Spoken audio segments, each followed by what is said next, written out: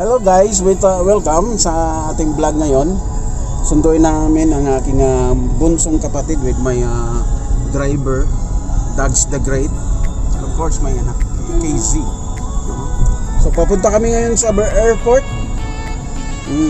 Labas na kami dito. Palabas na kami sa subdivision. Ayan. So sobrang init, ano? Kaya naka-eyeglass kami ngayon. Tatlo kami naka-eyeglass.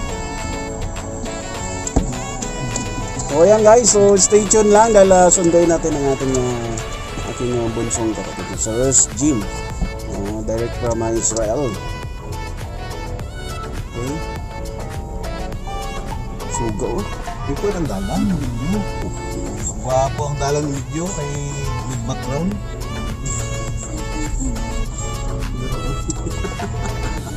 Okay, yan po guys, no? Punta na tayo ng airport.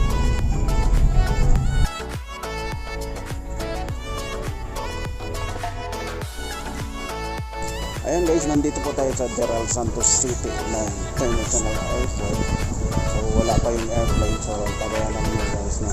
Dahil maya konti darating na yung airplane.